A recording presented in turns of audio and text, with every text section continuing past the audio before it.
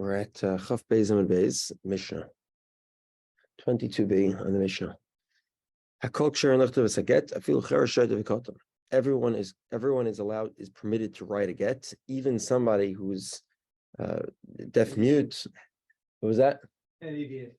Deaf mute. An idiot, and a katan, somebody who's underage. Okay, we'll see the Gemara. The Gemara will explain more. Why is it that there is no if the divorce has to be written l'shma? Why is it that it's not necessary for somebody who's a functioning adult to write a divorce? The woman writes her divorce, and the man writes the receipt. Okay, Rashi explains both in Daf Gimel and also in Daf Vav. What this means here is that because most divorces have witnesses that witness the transacting of the divorce, so therefore the woman is able to write the divorce, and the witnesses that see the transaction, they're the main witnesses.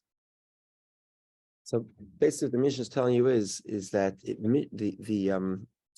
the woman does not need to own the divorce according to Rabbi Lazar, because according to Rabbi Lazar, that the main witnesses are the witnesses that see the transaction, that see the get being handed over. So therefore, the divorce doesn't actually have to be written and owned by the husband at that moment. That's why the woman can write the divorce. So the Gemara right away begins noting that even a child can write a divorce. These people don't have their own minds; they don't divorce the shema. So the Gemara says, "Amar Rav Huna v'husha gadol omer al gabav." We're talking about a scenario where there's an adult watching them. Okay, and because there's an adult watching them, the adult tells them to write it l'shem, for the purposes of this specific divorce in question, and that's that's considered in l'shma. Okay, if that's the case, that having an adult, Jewish adult watching them makes it l'shma. If you have a non-Jew, the Yisrael Omer al Gabav, and there's a Jewish person, watching him. Should we say that as well, that divorce would be kosher? And if you tell me Hachanami that indeed it is, but Tanya we learned Ovid Chavim Posel, that a non-Jew cannot write a divorce.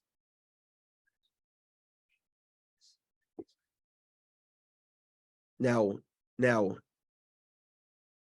again, if a Jewish adult watching creates l'shma, why doesn't it create l'shma for a non-Jew writing as well? So the Gemara says, because the non-Jew is himself an adult, so therefore he writes it, for whatever reason he decides to write it.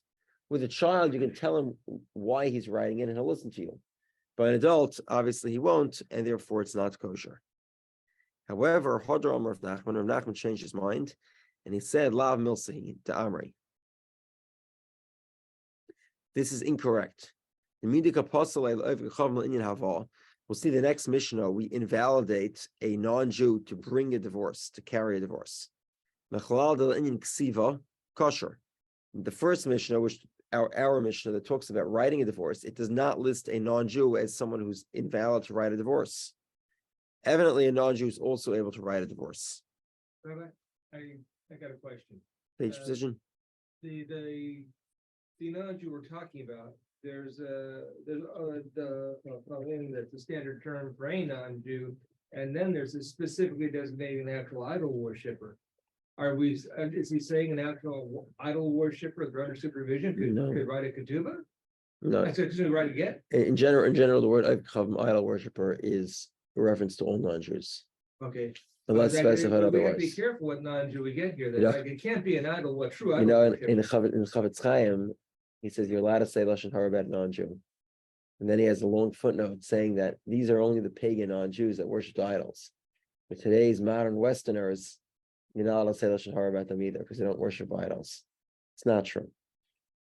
Okay, you can say lashon hara about a modern Westerner too. Okay, there's no prohibition saying lashon hara about a non-Jew. He was writing it because of censorship. Right. It's why in most Jewish books, like Shulchan Aruch, for example, in virtually every print of Shulchan Aruch, except for the very modern prints, they don't use the word goy, they use the word oiv k'chavim. There's sort of a way to get around the censors. I see. Okay. There is a famous Chachma Shlem about this, a Maharshal. Oh. Written in where did you say? The Maharshal. He lives in Lublin, he died in Lublin. But what? Maharshal. Okay. Shlem Luria. He wrote he has an interesting opinion where he claims that to self-censor Torah knowledge is prohibited, even at the pain of death. Obviously, Chofetz Chaim disagreed with that. I think the Rambam would disagree with that. Yeah, plenty of people disagree with it. It's an interesting riot. We'll get to it when we learn about the Kama. It's a very interesting. Get yourself killed over something really serious. Yeah, so it's interesting Gemara Bava Kama where he learns it from. We'll get to it when we'll get to Bava Kama.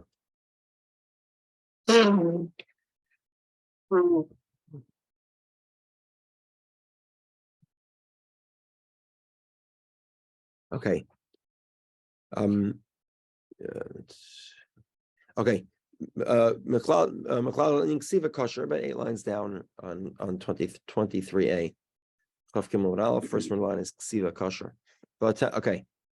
So evidently that a non-Jew is able to write a divorce. As Amar says about Tanya, we learned that a non-Jew cannot write a divorce. So we have a contradiction between the Bryce and the Mishnah. So the Gemara says the Bryce that says it's possible. One second. The Bryce that says that it's possible here, Rabbi Eliezer, the Amar Rabbi Eliezer, the Amar Eda Masir Kardi, Ubeina Ksiva Lashma. According to Rabbi Eliezer, witnesses do not need to sign a divorce. And therefore, the Torah says write a divorce. What does writing mean? Write the actual document. And therefore, non-Jew, because he's writing it with his own intentions, therefore he cannot write the divorce for lishma, for the right reasons. However, according to a mayor that says the kosav, the lishma part of the divorce is just the signatures. Amar of Nachman, Amar Hayer Meir, Afilu Matzah Ba'ashba, Chasm V'Nasan L'Kasher. Meir's opinion is even if you find divorce in the garbage, it was clearly written for somebody else. But as long as it's signed for the purposes of this specific divorce, it's kosher. Eisei Rav Nachman. So Rav asked Rav Nachman the following question: because of a lishma, he has to write her a divorce. Evidently, it has to be written for this specific divorce in mind. My love, ksivas aget. It has to be the writing of the divorce. The Gemara says no. Loi chasimas edim. It's the signature of the witnesses. That signature, that's what needs to be written lishma. Eisei Rav had the following question: Kol get sheneftav shaloi l'shem isha posel. A divorce that's written not for that specific woman is not kosher. So Gemara says no, it doesn't mean that it was written. Ema shenechtam, that it was signed. Shaloi l'shem isha posel. Eisvei, another question. Kshu kaisvei ki'ilu kaisvei l'shma. So this price here is saying is when you write something, some small amount, it's as if you wrote everything lishma. But what's that small amount? My love, kshu kaisvei the Torah for shema ki'ilu kaisvei the typhus. The typhus lishma.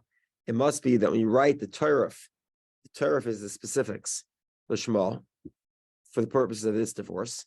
Ki'ilu kaisvei the typhus lishma. It's as if you wrote the typhus, the template lishma.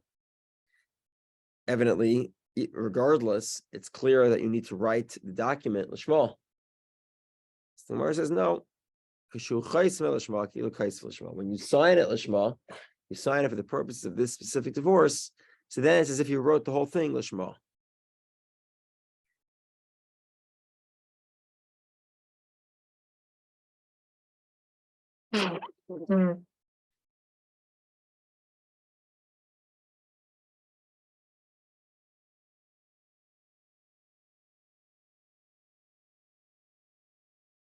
Okay. Vibai say another possibility. All these brights that you proved that seem to indicate that writing the divorce must be lishma. Hani masnisin mani Rabbi Lazari. They're going to the opinion of Rabbi Lazar. Amar Edom Masir Karti. He holds that the signing is not important. Therefore, Vikasav is going on the divorce itself. For Rabbi Yehudah Amar Shmuel explains our Mishnah. What are we talking about? That we say that a child is able to write a divorce.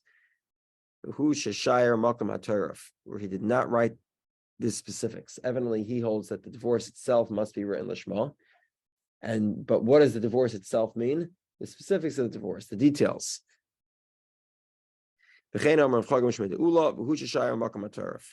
Rabbi Lazar, it's the opinion of Rabbi Lazar that requires the document itself to be written lishma. For Rabbi Zreika says in the name of Rabbi Yechanan, Ein Torah. This is not correct. My Ein Torah. What does that mean? Ain't not correct. Amar Rabba kana diacha she'ein koyach lishma. For Mary.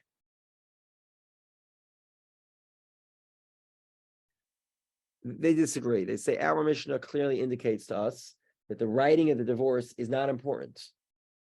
It's the signing of the divorce that's important. And that's why a child is able to write a divorce.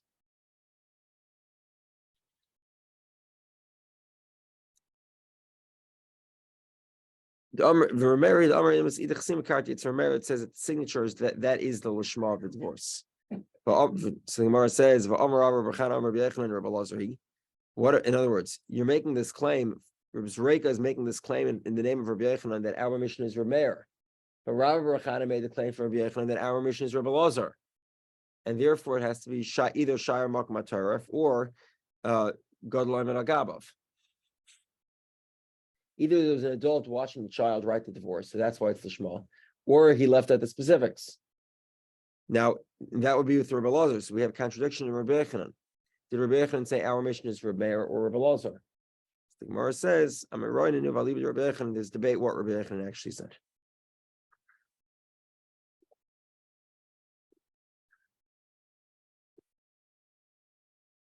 Next Mishnah. Hakol ksher and lahavias haget. Anyone is able to bring a divorce. Chutz micheresh shoyte v'katan. Except for a deaf mute, someone who's psychotically deranged, he's disconnected from reality. The katan, a child. The suma, someone who's blind. Why is someone who's blind not able to carry a divorce? What's wrong? Can't see who's good. Oh, very good. What's that? Okay, we'll get to it in the Gemara. We actually see that he could, but this is a very good answer. But it's odd. Like, why would a blind person be not able to carry a divorce? Blind person can do anything else. Can't say fananachtan. Very good. Also, we'll get to the Gemara. Excellent. Kids have no attention span. Okay. All these are not acceptable. Kibel hakatan v'higdal. Let's say a child accepted a divorce, then grew up. Cheresh, a deaf person, was carrying a divorce. V'nis pakach, he became intelligent. Suma v'nis patach, a blind person, and his eyes opened.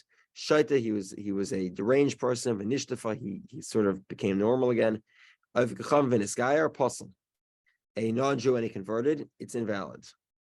All these scenarios, because the divorce was given to him when he was not able to carry it, therefore it remains invalid. Okay, if he was normal, then he became a deaf mute, and then he became clear again. He gained the ability to hear. Or he was able to see, then he became blind, and then he was able to see again. Or he was normal, he became crazy, then he became normal again. In all these scenarios, kosher. It's kosher. This is the general rule. Kosher. As long as the beginning and the end were with proper intelligence, then it is kosher. Okay. Now, I did fall asleep in the middle of learning this Gemara last night, so I may not be so clear on it. Okay, let's begin. Somebody who's a deaf mute, deranged, or child, they obviously don't have intelligence. Okay, they can't write it, they can't carry a divorce, that makes sense. Non-Jew can't carry a divorce, and that's because he is a non-Jew does not have the sugya of Gittin and Kedushin. A non-Jew, it's a famous question. Why can't a Jew marry a non-Jew? And the answer is very simple, because he can't. It's an inappropriate characterization. Why can't a car fly? It's just not an airplane.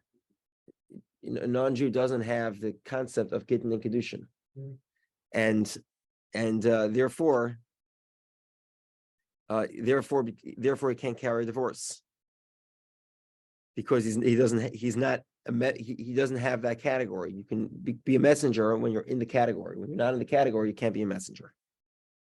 Why can't a blind person take a divorce? He doesn't know who he's giving it to and who he's receiving it from. Exactly what Steve said. Hold on. Rav Yosef had a question. If that's the case, how is a blind person permitted to marry a woman? How does he know the woman is his wife? And how are obviously the days before lights? How are regular people permitted to their wives at night and they can't see them? It must be because they recognize their voice. If they can recognize their voice, then he should be able to carry a divorce also. Jacob wasn't blind, right? What? Jacob wasn't blind, right? What do you mean? Yeah. Oh, yeah, exactly. Even if you're not blind, you Exactly. Rav Yosef says, we're talking about outside of Israel. Where he has to say that I saw it being written and I saw it being signed, and he can't say it. That's exactly what Jared said. Abaya says, if that's the case, if he was able to see and then he became blind, he can say the kosher, it should be kosher. The Mishnah says it's only kosher when he was unable to see, then he became blind. When he was able to see, he became blind, and then he got his vision back again. However,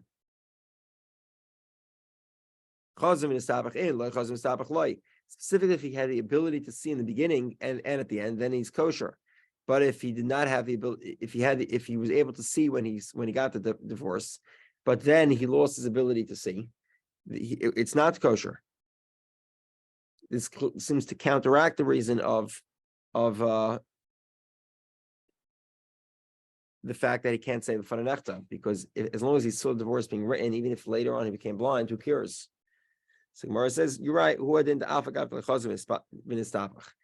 truth of the matter is, even if he saw the divorce being written, then he became blind, he could still carry a divorce.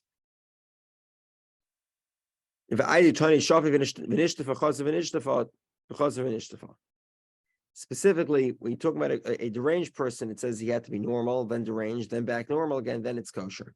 Time the chazav v'nishtafah loy. Taranami pesuach v'nistama. B'chazav v'nistabach. In other words, because by a deranged person, it has to be where he was normal, deranged, and normal again. But if he was normal and then became deranged, he obviously can't give over a divorce. So therefore, with regard to a blind person, we say it's the same category. We'd say that he had to have started off. He had to have started off normal. We had to start off being able to see. He started off being able to see, then he lost his vision, then he regained his vision. But actually, as long as he was able to see the divorce being written, even if he lost his vision permanently, he would still be able to carry a divorce.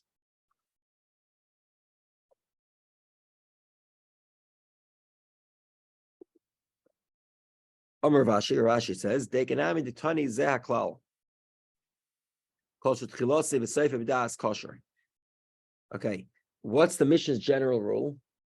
The Mishnah gives a bunch of examples. The guy he was able to hear, he lost his ability to hear, and now he can hear again. He was normal, crazy, normal. What's the common denominator in all the cases? What does the Mishnah say? The Mishnah says that he was connected to reality. Hold on a second. A summa is never a question of whether he's connected to reality. Just because he's blind doesn't mean he's crazy. By the way, Cheresh, as he's pointed out, a mute person is always a deaf mute, and he's always presumed to be crazy, but unless we know he's not, and then he's not considered crazy. If he proves, let's say, through handwriting or sign language, he's not crazy, then that's acceptable. We're on 23B now, Rabbi? toward the bottom of the page. 3 lines on the bottom. 23. So the common 23A, I'm sorry. The common denominator is that the beginning and the end was with intelligence, with being connected to reality. The like tani kosher, but it doesn't say the kosher status. Shmamina, from here is a proof that actually the scenario of a blind person was never, he doesn't have to be able to see currently. It has to be that he was able to see the document being written, but he doesn't have to see the document. He doesn't have to be able to see at the moment that he hands over the divorce. Someone asked Rabbi Ami the following question. Can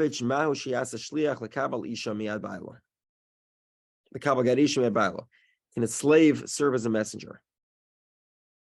So he responded to him, it's not kosher for a non-Jew. Here we see the eved kosher, that for a slave it would be kosher. In other words, because why did the Mishnah give an example of a slave? Why did the Mishnah give an example of a non-Jew? Evidently because a slave would be kosher to serve as a messenger for a divorce. Amar Rabasi, Amar Bechanan. Rabasi says the name of Bechanan. Eina eved nasa shliach lekabel get leisha miyad ba'alo. Fisha eina b'teras gittin v'kedushin.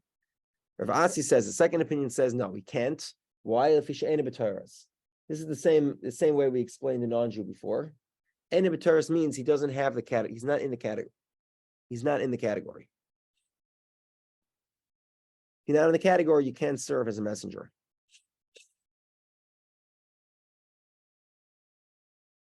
Maskef Rabbi Lazar, so Rabbi Lazar, the following question: time of so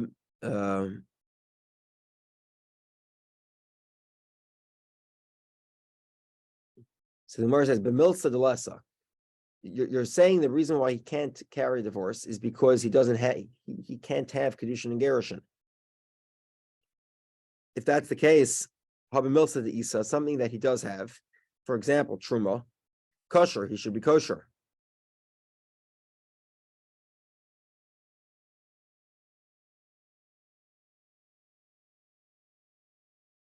Okay. You have a non-Jew and a kusi. The isnu b'teras truma denafshaya. They could take off truma from their own asset, from their own stuff, according to the opinion that requires them to take off truma. 1 second.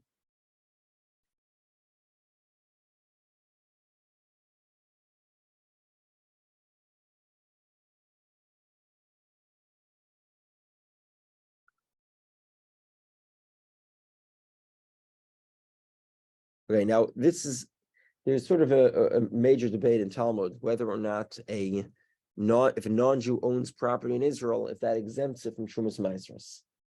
According to one opinion, if a non-Jew owns the property, then there's no obligation to take off Trumas Maasros. According to the other opinion, there still remains an obligation. Okay, now 1 second.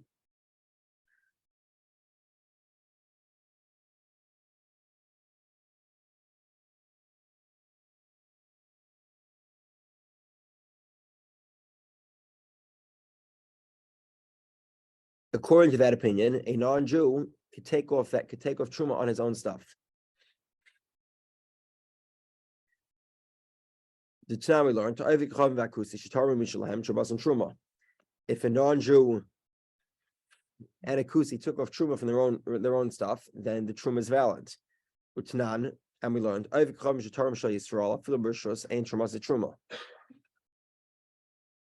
however, if a non-Jew takes off truma from a Jew, it doesn't work, even with permission.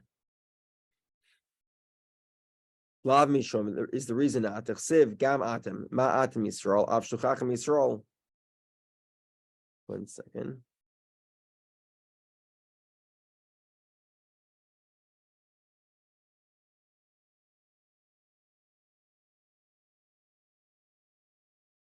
Okay, in other words, how do we know that a messenger could take off truma? Because the verse says gam atem, also you. Who's the also you? It's also a messenger, who's also called you. But what about it? They have to be similar to you. Atem is you, just like you are Jewish. They too have to be Jewish. presumably that would exclude a slave. So even though a slave is a slave is prohibited to eat tevel, if he's a slave of a kohen, he's allowed to eat truma. Not only that, if a slave receives a gift from another Jew, on condition that his master cannot benefit from the gift, so he actually owns it, he could take off truma on that gift. But all of a sudden, when he comes to serve as a messenger to a regular Jew, he can't, because it says gamatan, you have to be Jewish. What's the explanation of that? So Gemara says, no, you're making a mistake. The explanation of ma'atan, they have to be similar to you, is not that they have to be Jewish, rather they have to be b'nei bris, they have to be circumcised. And therefore, because a slave has the obligation of circumcision, so he too is also called circumcised, and therefore he is allowed to take off truma. Amar Rav Chiya bar Abba, Amar Rav Yechon. Rav Chiya bar Abba says in the name of Rav Yechon, Ein ha'eved nasa shliach lekabel get isha miyad ba'ala lefish ein b'torah gittin v'kedushin. A slave cannot serve as a messenger because he doesn't have, he isn't in the category of gittin and kedushin. One second.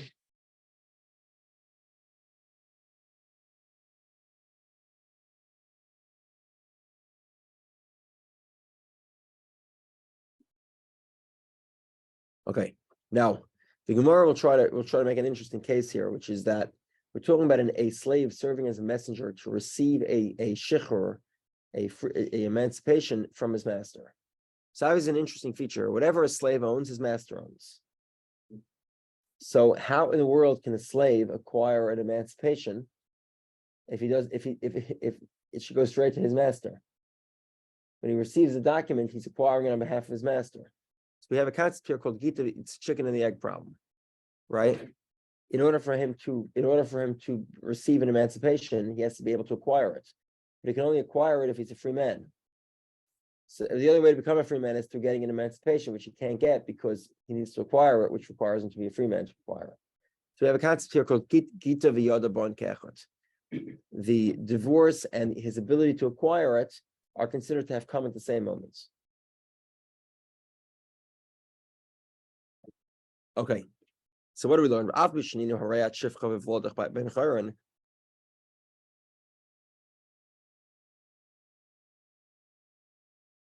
One second.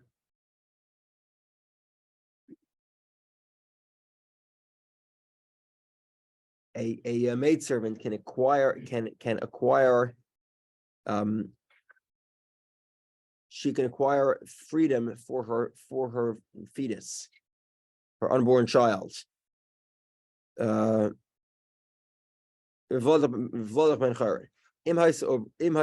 she's pregnant, she can acquire freedom on behalf of her unborn child.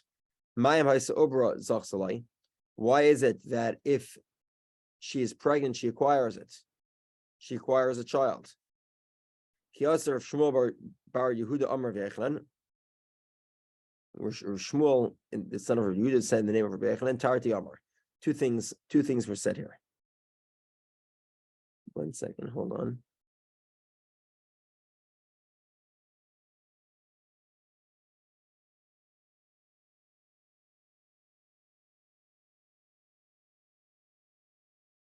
Okay, I'm sorry. Hold on a second. So the Gemara says, what's the? I'm sorry, I'm just I don't appear to. It appears that I don't remember this from last night. Fell asleep on it. Right, exactly, right over here. Michael Harrison was kind enough to wake me up. Why? Okay, so the Gemara's question is like this. He made two statements. Statement number one is that a slave can acquire a divorce on behalf of a woman. I'm sorry, a slave cannot acquire a divorce on behalf of a woman. That was point number one. And he says, even though a maidservant can acquire freedom on behalf of the child, what does one have to do with another? The Gemara's response here is actually there's two separate things going on here. First of all, a slave cannot serve as a messenger for divorce. And there's a second thing going on. What was that second thing? And that was when he asked the question comparing a maidservant acquiring emancipation on behalf of her unborn child. There's two things going on. What was the second thing? Nirin hadvarim she'eved mekabel get lechaverim yad rabbi shel chaveri. a slave can serve to receive a divorce on behalf of his fellow slave from the other slave's master. Again, so you have two slaves, right? One of them is receiving from different masters, and one of them is receiving an emancipation for his fellow slave from a different master. However, if they belong to the same master, one slave cannot acquire an emancipation to free the other slave from his master. If someone will tell you that we've already learned that this works, that if she's pregnant, she can acquire freedom on behalf of her unborn child. Tell him, there were two great scholars that explain this. Rav Zera, Rav Shmuel, Rav Yitzchak. Chadamar, one of them explained, Hamani Rabbi, this is the opinion of Rabbi, Amar Mashachar Chatzi Abdai Kana. Rabbi is of the opinion you can free half of your slave intentionally. If you can do that, it makes sense why you can free the unborn child from your maidservant, but not free the maidservant, because you're able to free half the slave. By the way, there is a concept of somebody who's half slave, half free man. The typical way to do that is two partners. One of them frees him. So that partner freed everything he had in him. Rebbe says even one person who owns a slave could free half the slave. The typical understanding is no, you have to free everything that you have. The only way to have someone who's half slave, half free man is if one of the two partners freed him. But if you have one person who owns him, he has to free him entirely. He has to give everything away. Rebbe says you could free half a slave. The other reason is why a maidservant is different. My time with the Rebbe, Baha,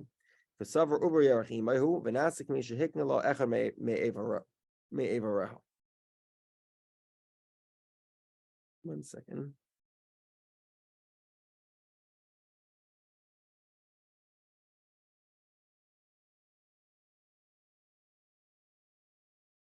Okay.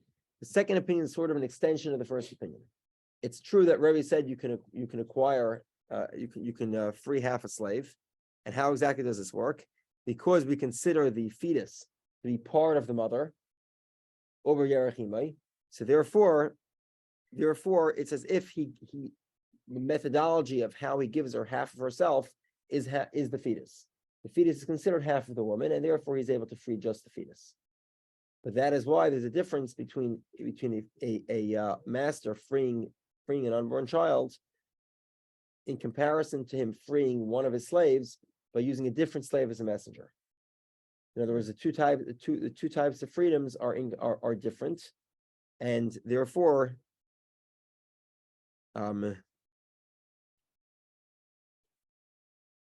incomparable. One works, i.e., freeing a fetus, and the other does not, using one slave to free another slave, as a messenger to free another slave. Okay. Stop here. Great day.